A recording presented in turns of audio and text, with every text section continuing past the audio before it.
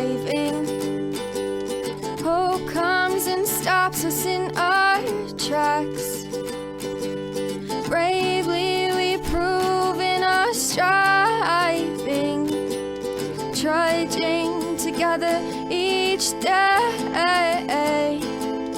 Where there's a will, there's a way.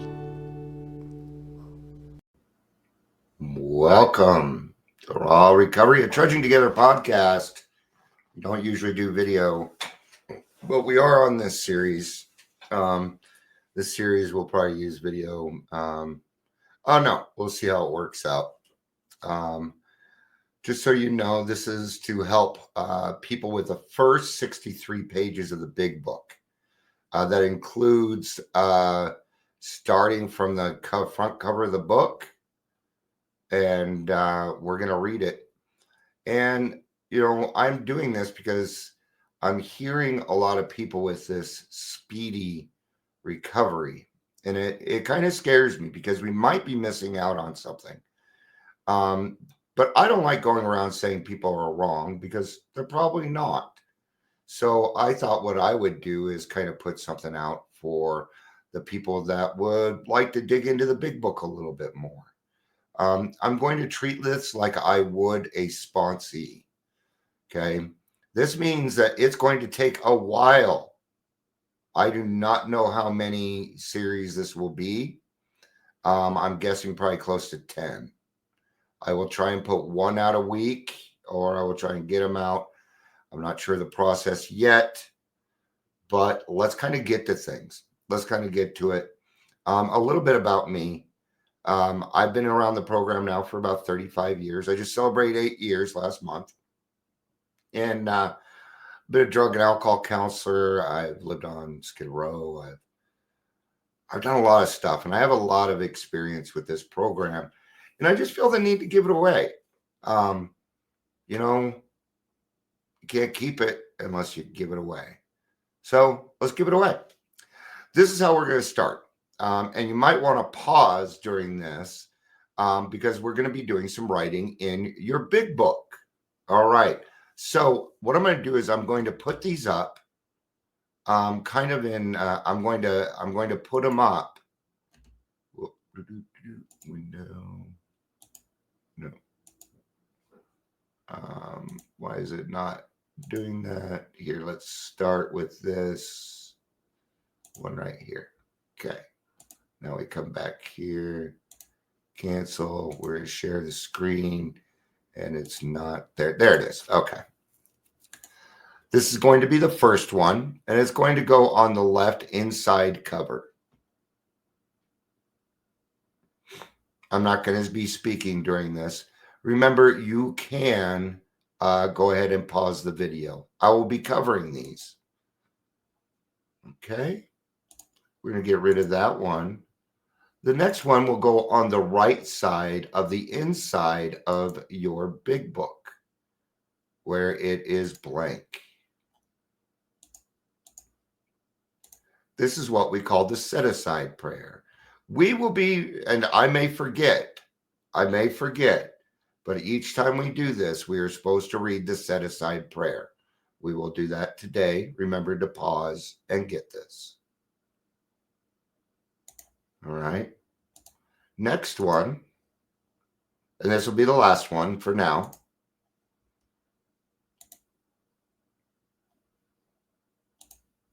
This will go on the contents page. So just flip a couple of pages, and there's a page before it that says books that you can read. Go ahead, pause that, and we will get to it when we get to that part in the big book. All right. So let's get to it. Let's do this. This is our big book. This is the 4th edition. Okay. Shouldn't matter what edition you have. Okay. I'm going to let you know there's a part in here that's in your book that is not in mine. There's a misprint in my book. So I'll make sure that you get it covered. All right. So what's the first thing that we're going to do? We're going to pray. We're going to pray to God. Okay? So we're just going to do this prayer together. It's called the set aside prayer. God, please help me set aside what I think I know about AA, this book, how to do these steps, how to get sober, how to stay sober, how to have a relationship with you, God. And last, so you can change me and teach me new things. Amen. All right, now we're ready to get started. So where are we going to start? Well, we're going to start here. This is where we're going to start. This is usually where your sponsor will say, okay, open this up, and you open it up, and you open it up, and it's blank. And they say, because you open it to the first page because you think you're following directions. And they're like, no, that's what I'm talking about. Well, what's on it? Nothing. Yeah, and that's what you know about staying sober. Okay. That's kind of an old way. Here's the thing, though, is if you've had time, you didn't lose everything. If you've done work in this program, you didn't lose everything. You're going to have to work hard to get it back, but you didn't lose everything. So let's go here. We're going to start here. This is our circle and our triangle. The circle represents infinity. What's infinity? Well, forever. Okay. And then inside that is our triangle. And there is meaning to that. And I forgot what it was. So I'll try and get it to you. Okay. So on the left, we have unity. Okay. That is the 12 traditions.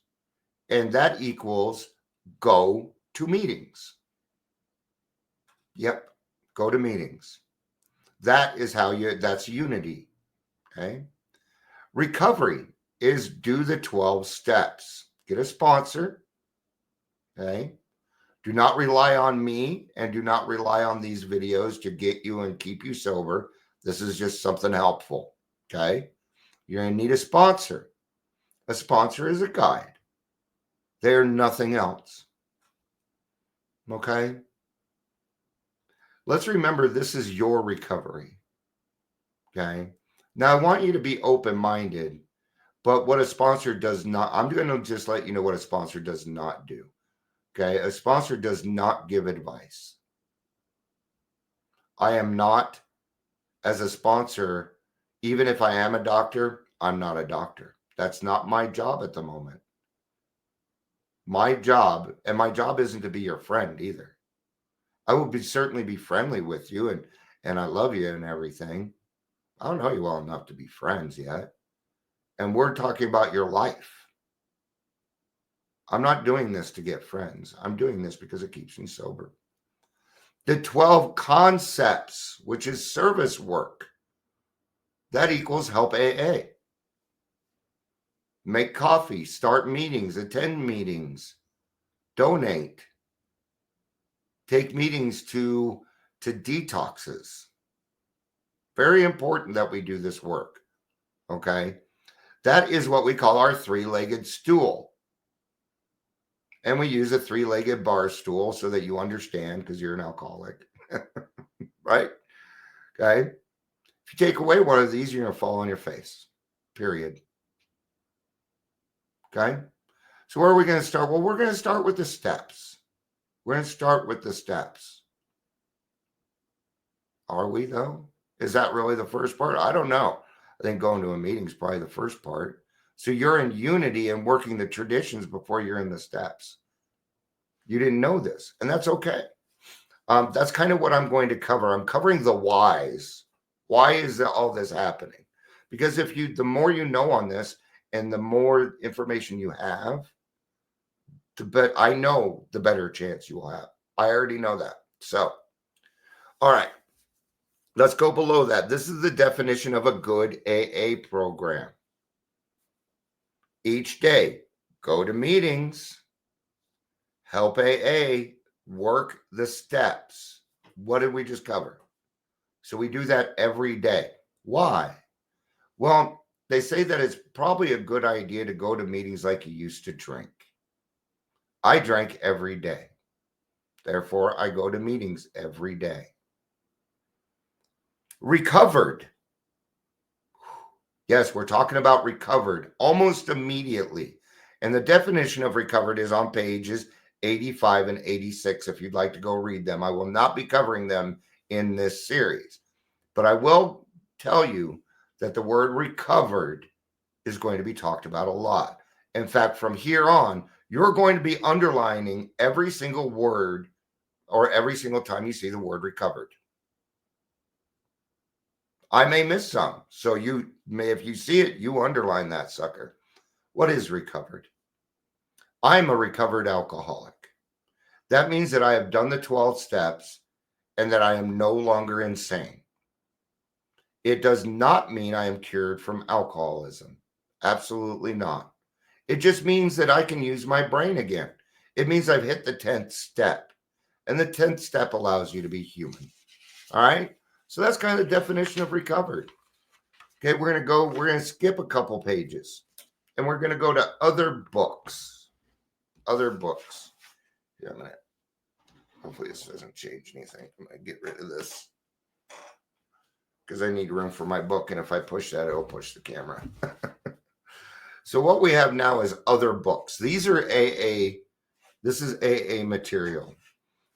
I'm going to suggest, and I have my reasons, I'm going to suggest that until you finish the steps, you don't read anything else but what's right here in this list. There's plenty. Trust me. There's plenty. And there's even stuff in here that you can still read, like AA Comes of Age, Language of the Heart. Listen to Bill and Charlie. But keep your purview in the AA realm. There are plenty of other books out there, okay, like Around the World, right? Drop the Rock. There are several ones that are used in AA.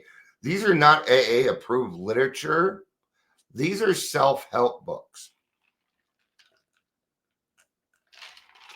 And I'm sorry, but you don't know how to help yourself yet. And that's why. We don't need you deviating and going over here when we're trying to keep you on a path. So let's stay in our realm, okay? We're going to go to the next page, Alcoholics Anonymous, the story of how many thousands of men and women have recovered from alcoholism, 4th edition. There's our recovered. There's our recovered. All right. Still going. Next page.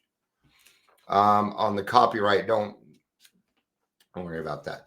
Now you can see all of this that's on, hopefully you wrote this down. If not, you're not required to, but you may not understand what I'm talking about.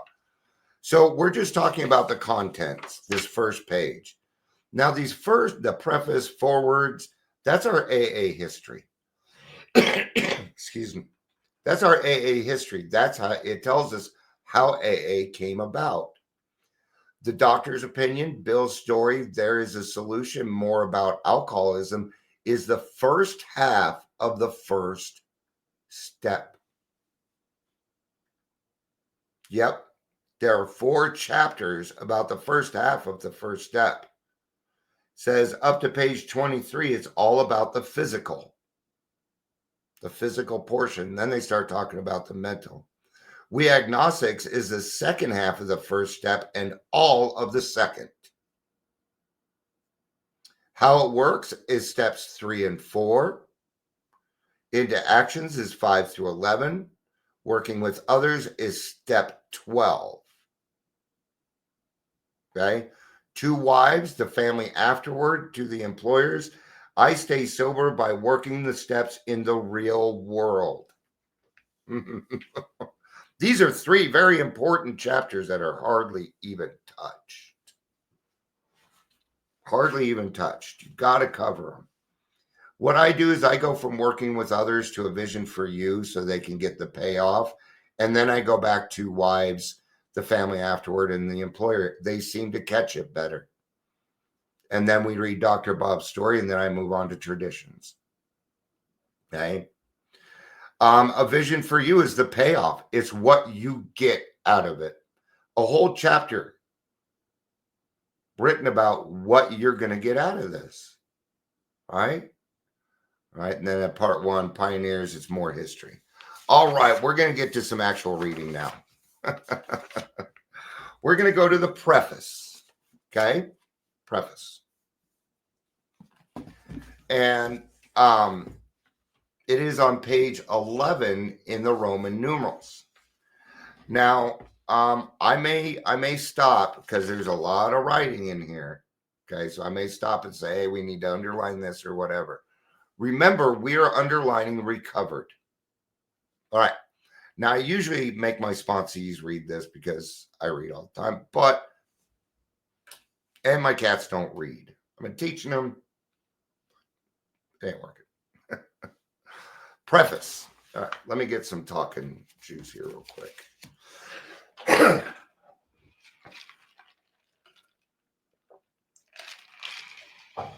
All right. Preface. This is the 4th edition of the book Alcoholics Anonymous. The first edition appeared in April 1939, and in the following 6 years, more than 300 copies went into circulation. The second edition, published in 1955, reached a total of more than 1,150,500 copies. What a jump.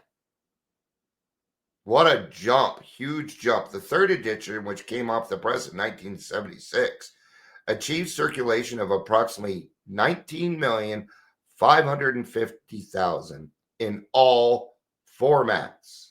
A format means a different language. And I have written right after that, because it works. That's why. Because we're at, well, why? Because this book has become the basic text for our society and helps such large numbers of alcoholic men and women to recover, there exists a strong sentiment against any radical changes being made in it. All right. This conversation has come up lately. Let's cover it. We're going to cover this stuff. You bet. So why? Number one, there's nothing wrong with the verbiage. There's nothing wrong with it. It's written in plain English. Okay.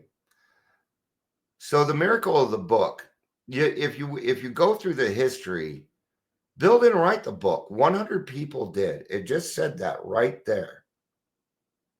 Okay. So the question really is, who's going to do it? Who's going to rewrite it? Because God wrote it last time. God gave it to us. It was a gift from God. And now you want to change it. And I'm not trying to be rude or mean, okay? But there are a lot of words in here when I first started that I didn't understand. So get yourself a big book dictionary. I'll be using this. A lot of these words I already know. So I'm going to tell you what they mean, okay?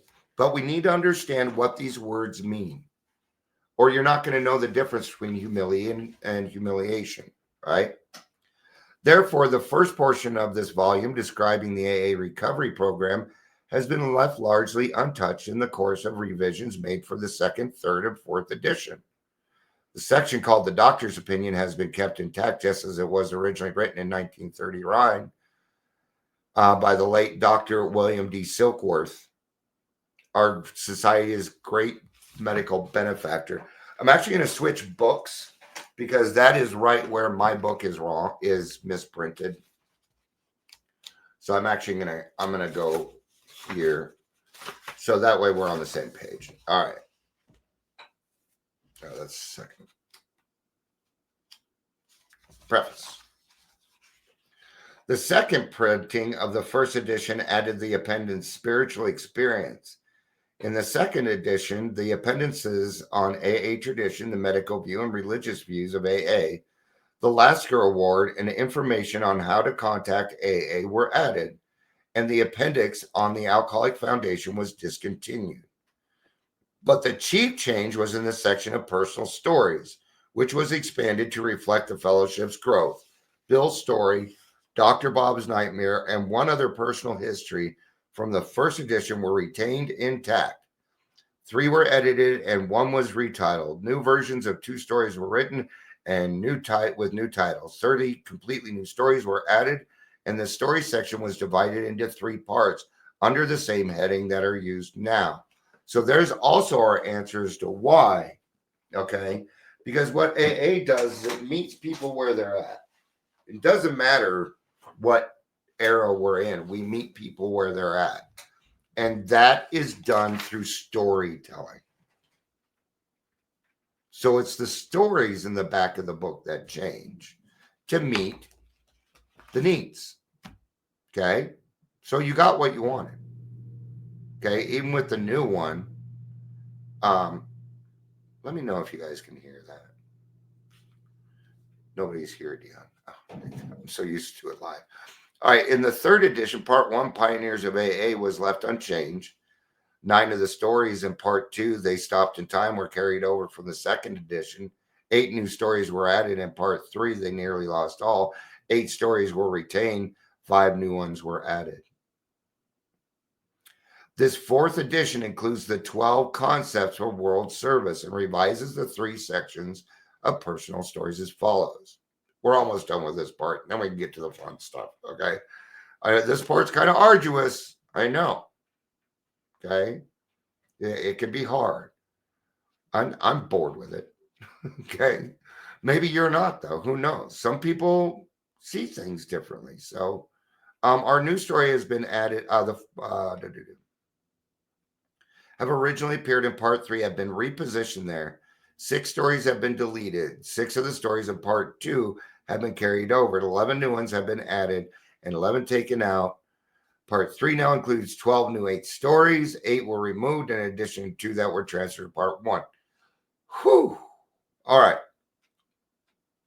All changes made over the years in the Big Book, AA's members' fond name for this book, have had the same purpose: to represent the current member of Alcoholics Anonymous more accurately and thereby to reach more alcoholics. See, we do it. So when people come along and say, hey, you're doing it wrong, AA, I say, you didn't read the first part of the book, did you? Because our answers are right there. If you have a drinking problem, we hope that you may pause in reading one of the 42 personal stories and think, yes, that happened to me. Or more important, yes, I have felt like that. Or most important, yes, I believe this program can work for me too. Right after that, I have written, how to do the first half of the first step. Do you drink like that? Do I feel like that? Do I think like that? Are these things that I think of? You don't have to write that one down.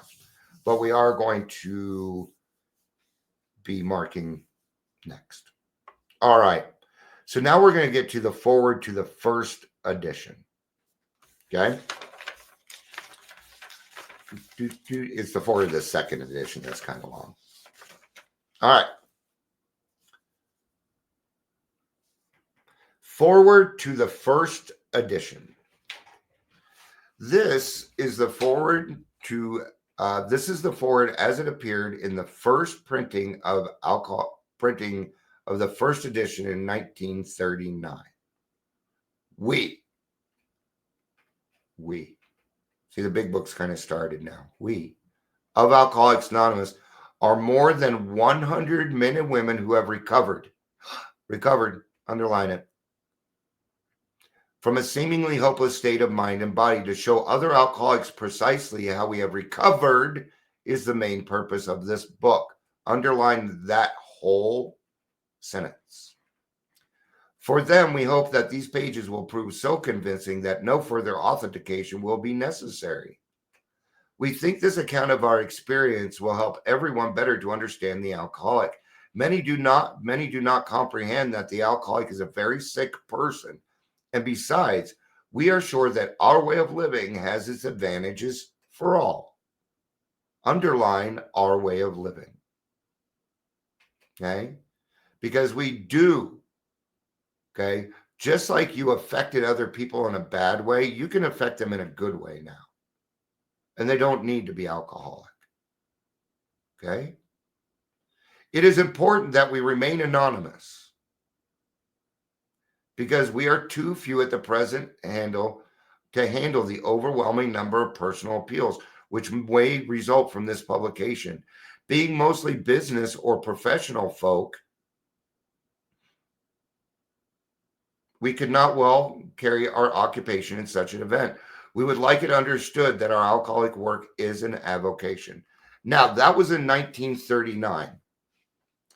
It is important we remain anonymous because we're too few. That's not true anymore. And what I want you to do is I want you to take an arrow, put it up here, and write no longer true. That is no longer true. That was 1939. That's where anonymous came from. That's why we were anonymous. Okay. Anonymity. Let's just cover anonymity real quick. You cannot blow other people's anonymity. You can't go around saying Dion's an AA member.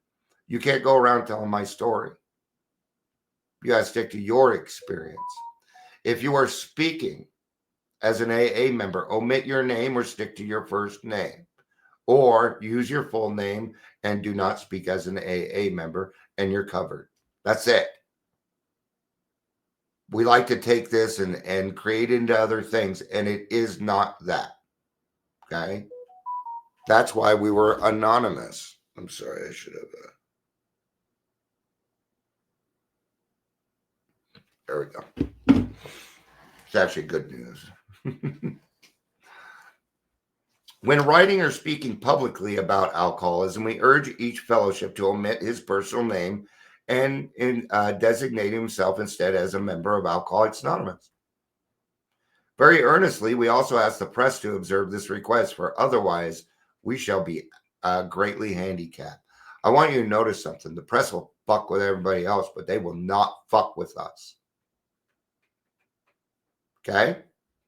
They will lose their license messing with us. You just don't. And don't try it either. Okay? If you go to a news reporter, they are taught to keep our anonymity.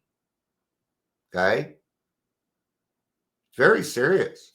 We are not an organization in the conventional sense of the word. There are no dues or fees whatsoever. The only requirement for membership is an honest desire to stop drinking. We are not allied with any particular faith, sect, or denomination, nor do we oppose anyone. We simply wish to be helpful to those who are afflicted. I want you to notice something. Did you catch it? That honest desire to stop drinking? It's not there anymore, is it? Good reason for that. Very good reason for it. It is because we could not make the requirement. When a new person comes in, I'm going to tell you something. They're full of shit. Let them be. They're being as honest as they can be, and you've got to give it to them. You got to give it to them because they don't know how to be honest with you yet. Just like I needed to be taught. We shall be interested to hear from those who are getting results from this book, particularly from those who have commenced work with other alcoholics. We should like to be helpful in such cases. Inquired by scientific, medical, and religious societies will be welcome. Alcoholics Anonymous. All right.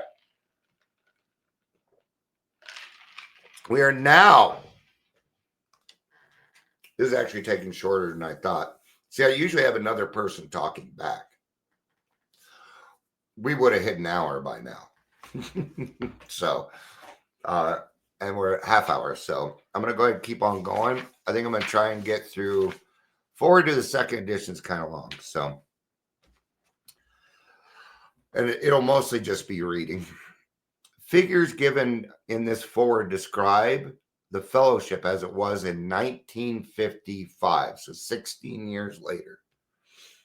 Since the original forward to this book was written in 1939, a wholesale miracle has taken place.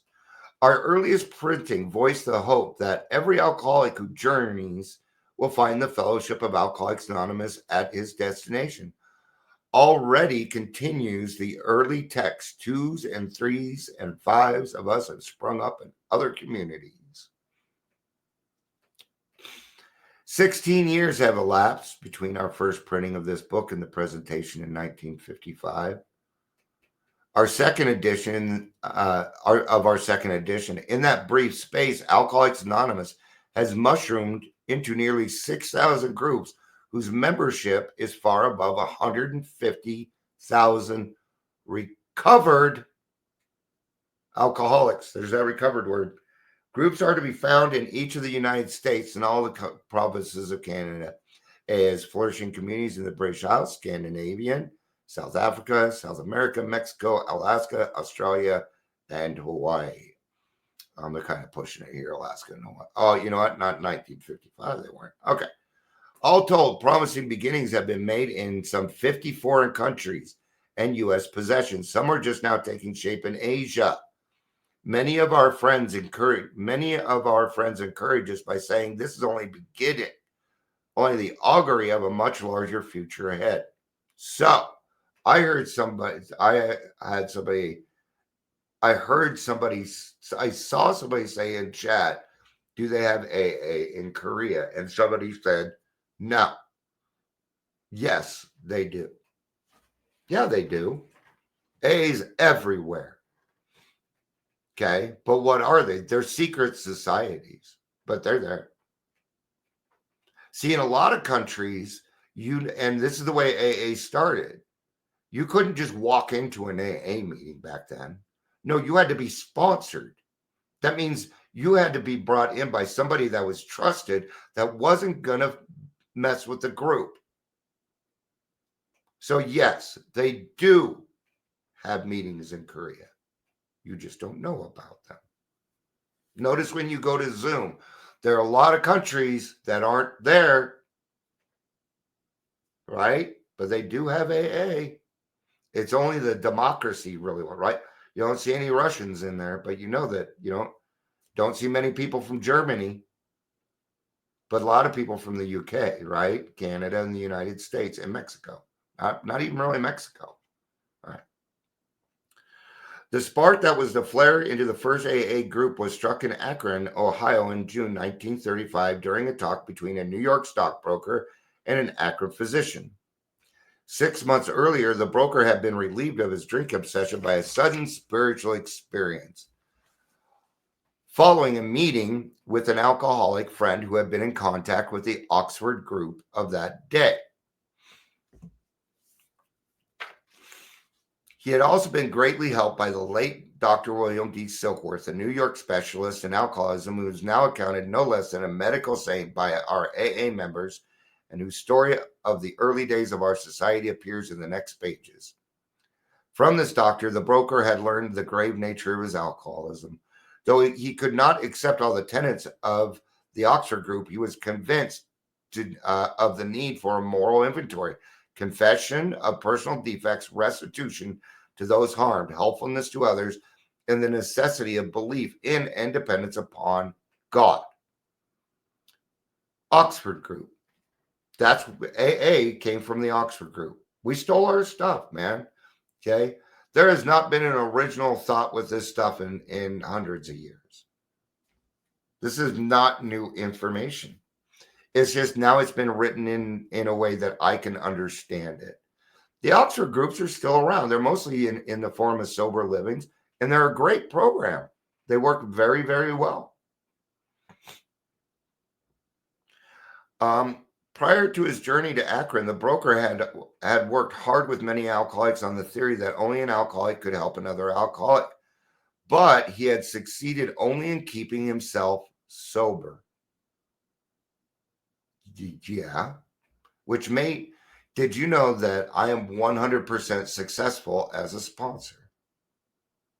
I'm still sober. My sobriety is not dependent upon other people's sobriety. I help others and give it away because I want to stay sober. I want to continue getting the gifts that I get. The broker had gone to Akron on a business venture which had collapsed, leaving him greatly in fear that he might start drinking again. He suddenly realized that in order to save himself, he must carry his message to another alcoholic. That alcoholic turned out to be the Akron physician. And we'll be covering that story. We'll be covering that story a little bit later in the book. The physician had repeatedly tried spiritual means to resolve his alcoholic dilemma, but had failed. But when the broker gave him Dr. Silkworth's description of alcoholism and its hopelessness, The physician began to pursue the spiritual remedy for his malady with a willingness he had never been able to muster. He sobered, never to drink again up to the moment of his death in 1950. This seemed to prove that one alcoholic could affect another as no non-alcoholic could. It is also indicated the strenuous work one alcoholic with another was vital to permanent recovery. In other words, you can't keep it unless you give it away. It's one of the paradoxes of the program, but it works. It's true. Hence, the two men set to work almost frantically upon alcoholics arriving in the ward in Akron City Hospital. Their very first case, a desperate one, recovered immediately and became AA number 3. He never had another drink.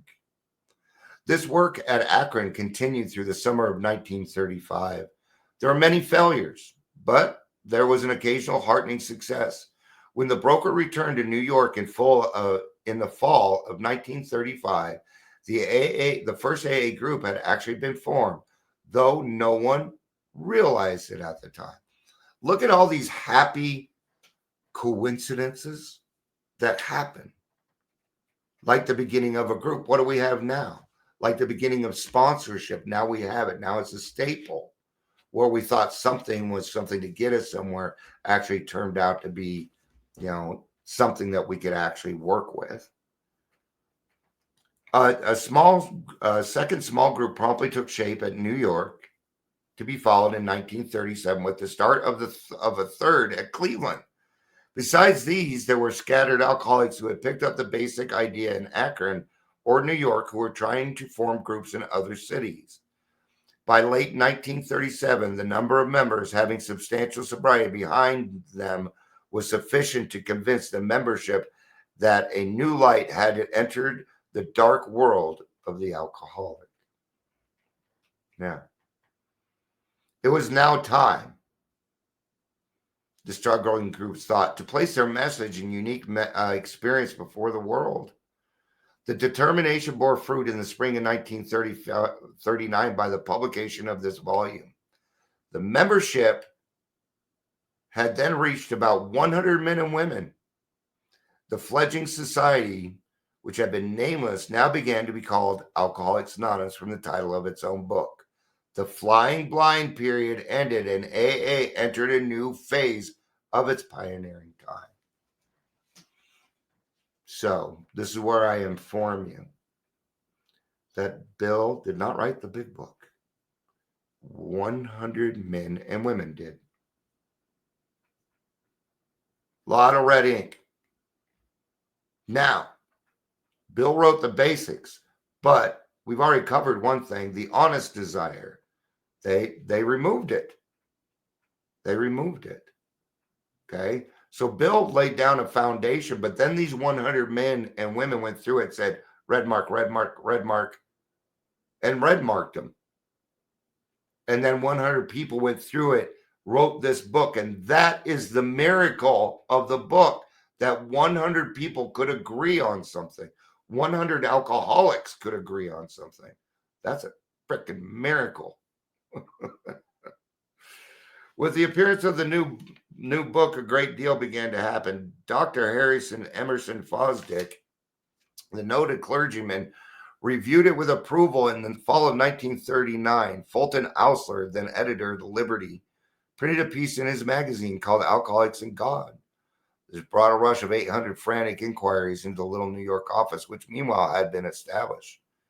Each inquiry was painstakingly answered. Pamphlets and books were sent out. Businessmen traveling out of existing groups were referred to these prospective newcomers. New groups started up, and it was found, to the astonishment of everyone, that AA's message could be transmitted in the mail as well as by word of mouth. By the end of 1939, it was estimated that 800 alcoholics were on their way to recovery. In the spring of 1940, John D. Rockefeller gave a dinner for many of his friends, to which he invited AA members to tell their stories. He also popped the bill for our first publication. Okay? We had people helping us, but we learned from that. That would be the last time that somebody outside of AA would actually be able to donate. Because after that, if you're not an AA member, you're not allowed to put money in the basket. No. You cannot will your money to AA. You're no longer an AA member. You're dead. They won't take it. Okay? News of this got on the worldwide wires. Inquiries poured in again, and many people went to the bookstores to get the book Alcoholics Anonymous. The original name of the book was called A Way Out, but they changed it because there were 13 other ways out already. By March 1941, the membership had shot up to 2,000. Okay, and they did that. They barely even had telephones yet. Okay, the mushrooming process was in full swing. AA had become a national institution. Our society then entered a fearsome and exciting adolescent period. The test that it faced was this: could large numbers of erstwhile erratic alcoholics successfully meet and work together? Would there be quarrels over membership, leadership, and money? Would there be strivings for power and prestige? Would there be schisms which would split AA apart? Soon AA was beset by these very problems on every side in every group. But out of this frightening and first disrupting experience, the conviction grew that AAs had to hang together or die separately. We had to unify our fellowship or pass off the scene, which is where we're going to bring in the traditions now. As we discovered the principle by which the individual alcoholic could live, so we had to evolve principles by which the AA group and AA as a whole could survive and function effectively. And what they're saying is we need to grow as groups too. As an AA group, you need to be growing, not necessarily in numbers, but as a group, you need to be growing up together. Okay. It was thought that no alcoholic man or woman could be excluded from our society, that our leaders might serve but never govern, that each group was to be autonomous, and that there was no professional class of therapy. Right here. There were to be no fees or dues. Our expenses were to be met on our own voluntary contributions. There was to be the least possible organization, even in our service centers. Our public relations were to be based upon attraction rather than promotion. It was decided that all members ought to be anonymous at the level of press, radio, TV, and films, and in no circumstances should we give endorsements, make alliance, or enter public controversies. This was the substance of AA's 12 traditions, which are stated in full on page 561 of this book. Though none of these principles had the force of rules or laws, they had become so widely accepted by 1950 that they were confirmed by our first international conference held at Cleveland. Today, the remarkable unity of AA is one of the greatest assets that our society has. Now you know why you love your group so much, right? It works, man. It works. While the internal difficulties of our adolescent period were being ironed out, public acceptance of AA grew by leaps and bounds. For this, there were two principal reasons: the large number of recoveries and reunited homes. These made an impression everywhere. Of alcoholics who came to AA and really tried, 50% got sober at once and remained that way. 25% sobered up after some relapses. And among the remainder, those who stayed on with AA showed improvement. Other thousands came to a few AA meetings, and at first decided they didn't want the program. Great numbers of these, about 2 or 3, began to return as time passed. So we understood that planting a seed worked, that these people might come back, that we must not be mean, we must not be rude, we must not hate alcohol, or they're not going to come back. Another reason for the wide acceptance of AA was the ministration of friends in medicine, religion, and press, together with innumerable others who became our able and persistent advocates. Without such support, AA could have only made the slowest progress. Some of the recommendations of AA's early medical and religious friends will be found further on in this book. Alcoholics Anonymous is not a religious organization. Neither does it take any particular medical point of view, though we cooperate widely with the men of medicine as well as the men of religion. We're not closed-minded, okay? But you get to choose your own, and we're going to get into that. Alcohol, being no respecter of persons, we are an accurate cross-section of America. And in distant lands, the same democratic evening process is now going on. By personal religious affiliations, we include Catholics, Protestants, Jews, Hindus, and a sprinkling of Muslims and Buddhists. More than 15% of us are women. That, I'm telling you right now, the women are taking over right now. It's the emotional sobriety. At present, our membership is pyramiding at a rate of about 25% a year. So far, upon the total problem of several million actual and potential alcoholics in the world, we have made only a scratch. In all probability, we shall never be able to touch more than a fair fraction of the alcoholic problem and all of its ramifications. Upon therapy for the alcoholic himself, we surely have no monopoly. In other words, they're saying there are other paths to recovery. Yet it is our great hope that all those who have as yet found no answer may begin to find one in the pages of this book and will presently join us on the high road to a new freedom. All right. So the forward to the third and fourth edition are a lot shorter.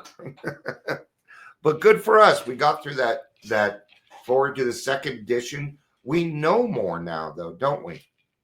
We do. Will we be able to apply it in our program? Yeah. Yeah. See, once you've recovered, knowledge is power again. Because it's God's will. So it works out for us. All right. We're getting close to, we're at 45 minutes here. So I'm going to go ahead and get on this. Because now we have some fun stuff that we're going to talk about. Forward to the third edition. By March 1976, I was 6 years old. When this edition went into the printer, the total worldwide, and my dad would have been 6 years sober. All right. Membership of Alcoholics Anonymous was conservatively estimated at more than 1 million. 1 million groups with almost, no, that's the membership, with 28,000 groups meeting in over 90 countries. Wow. 26 years. Yeah. But wow. Surveys of groups in the United States, Canada indicate that AA is reaching out not only to more and more people, but to a wider and wider range. Women now make up 1/4 of the membership. Among newer members, the proportion is nearly 1/3. 7% of the AA surveyed are less than 30 years of age, among them many in their teens. 1970s. Okay. Those people that got sober are now celebrating like 50 years of sobriety. Actually, more than that. The basic principle of the AA program, it appears, hold good for the individual of many different lifestyles, just as the program has brought recovery to those many different nationalities. The 12 steps that summarize the program may be called Los Dos Pesos in one country or Los Dos Etapes in another. I know I screwed up. I know my Spanish better than my French. But they trace exactly the same path of recovery that was blazed by the earliest members of Alcoholics Anonymous. In spite of the great increase in the size and the span of this fellowship, at its core it remains simple and personal. Each day, somewhere in the world, recovery begins when one alcoholic talks to another alcoholic, sharing experience, strength, and hope. Underline that. Each day, somewhere in the world, recovery begins. Underline that. And then under that, you're going to put not meetings. Whoops. Oh, everything just went. Not meetings. Nope.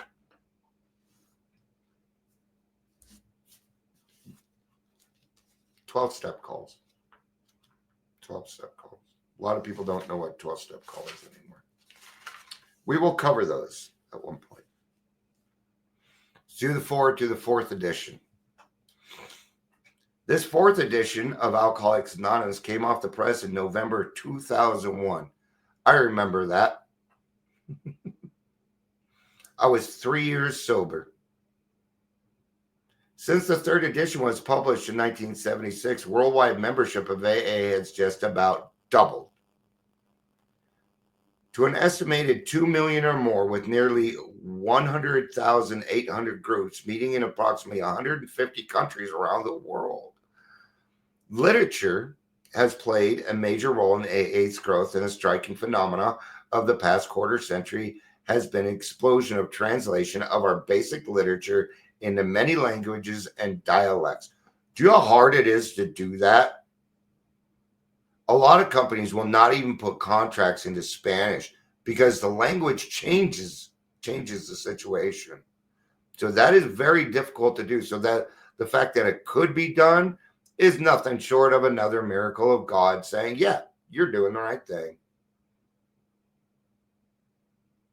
In country after country where the AA seed was planted, it has taken root, slowly at first, then growing by leaps and bounds when literature has become available. Currently, Alcoholics Anonymous has been translated into 43 languages. Wow. As the message of recovery has reached a large number of people, it has also touched the lives of vastly greater variety of suffering alcoholics.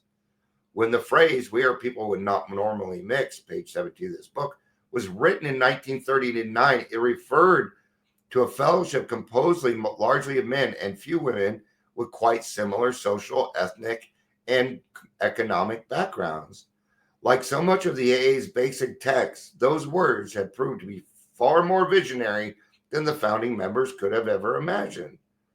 The stories added to this edition represent a membership whose characteristics of age, gender, race, and culture have widened and deepened to encompass virtually everyone the first 100 members could have hoped to reach. What a phenomenon. And now, AA is the largest organization in the world.